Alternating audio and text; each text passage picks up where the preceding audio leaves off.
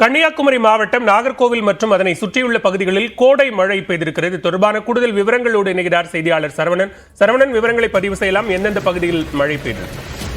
பாலா, அதாவது இந்த கோடை வெப்பம் என்பது தமிழகத்தின் பல பகுதிகளில் வாட்டி வதைத்து வந்தாலும் கன்னியாகுமரி மாவட்டத்தை பொறுத்தமட்டில் கடந்த ஒரு வாரமாகவே மாலை நேரங்களில் மழை பொழிவு என்பது இருந்து வருகிறது.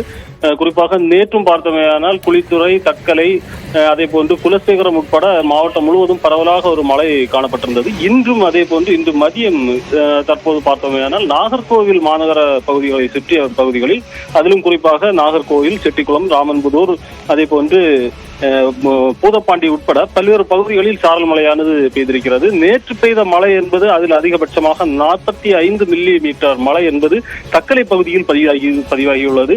அதே போன்று கோழிப்போர் விலையிலும் நாகர்கோவில் உட்பட பல்வேறு பகுதிகளிலும் மழை பதிவு என்பது காணப்படுகிறது. இதன் காரணமாக அணைகளுக்கு வரக்கூடிய தண்ணீரின் அளவு என்பது அதிகரித்து காணப்படக்கூடிய ஒரு சூழ்நிலையும் இந்த கன்னியாகுமரி மாவட்டத்தில் இருந்து வருகிறது. பாலா, இந்த மாதிரி மழை பெய்து வரக்கூடிய இந்த காரணத்தினால் மாவட்டத்தில் அந்த வெப்பம் என்பது கோடை வெப்பமானது தணிந்து தற்போது ஒரு இதமான சூழ்நிலை உருவாகியிருக்கிறது. பாலா, நன்றி சரவணன், விரிவான விவரங்களுக்கு.